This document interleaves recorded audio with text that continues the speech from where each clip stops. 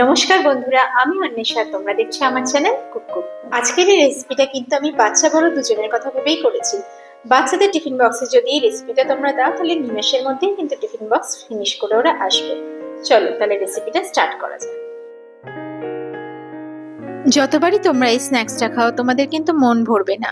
আলু দিয়ে এই স্ন্যাক্সটা তৈরি হয় এবং এই স্ন্যাক্সটা খেতে ভীষণ ইয়াম্মি আর টেস্টি হয়। একবার যদি রেসিপিটা টেস্ট করো তাহলে হাত কন্ট্রোলে থাকবে না এবং বারবার তোমরা এটা খাবে। এর আসল ব্যাপার হলো এটা তৈরি করতে খুব কম সময় এবং উপকরণও লাগে খুবই কম। কি করবে তুমি? আজকে আলু দিয়ে তোমার জন্য একটা বিকালের আলুর চিপস বানাবো। তুমি রোজ রোজ বলো না আলুর চিপস বানিয়ে দাও, আলুর চিপস বানিয়ে দাও। হ্যাঁ, আজকে আমি তোমার জন্য আলুর চিপস বানাবো। ঠিক আছে। আলু চিপস বানানোর জন্য আমি এখানে 6টা মিডিয়াম সাইজের আলু নিয়ে নিয়েছি। এটা আমি কিন্তু নতুন আলু নিয়েছি।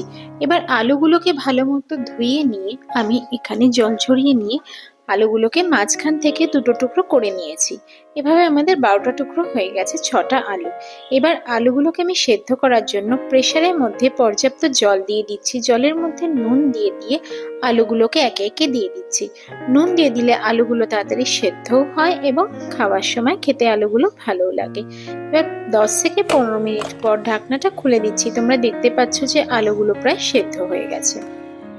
এবার সেদ্ধ করা আলুগুলোকে জল থেকে তুলে নিয়ে অন্য একটা পাত্রে নিয়ে নেব এবং ঠান্ডা হলে একে একে আলুর খোসাগুলোকে ছাড়িয়ে আরেকটা পাত্রে আমি রেখে নেব। এবার আলুর খোসাগুলোকে সব ছাড়ানো হয়ে গেলে আলুগুলোকে পটেটো স্ম্যাশার দিয়ে ভালো করে স্ম্যাশ করে নেব।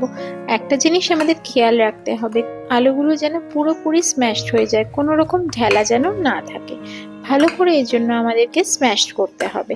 এবার আলুগুলো স্ম্যাশ হয়ে গেলে এর মধ্যে দিয়ে দেব কিছু মশলা, যেরকম দিয়ে দেব বাইন্ডিং এর জন্য হাফ কাপ কর্নফ্লাওয়ার, স্বাদ মতো নুন, 1 চামচ অরিগানো পাউডার এবং হাফ চামচ আমি দেব চিলি ফ্লেক্স, আর দেব বেশ কিছুটা ধনেপাতা কুচি।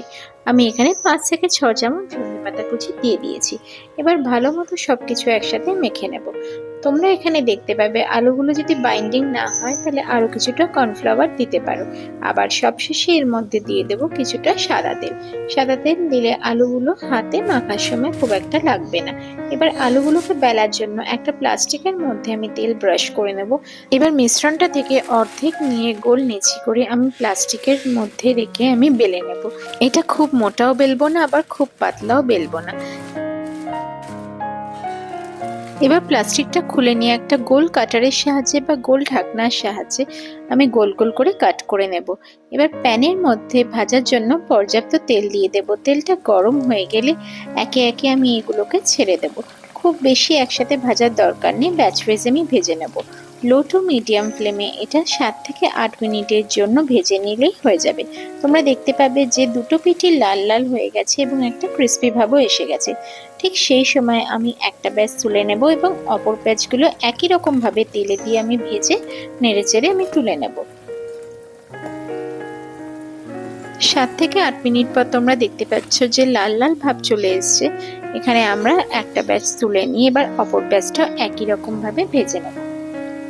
এটাকে তোমরা টমেটো সস বা মেয়োনিজ দিয়েও ট্রাই করতে পারো বা শুধু শুধুও খেতে পারো।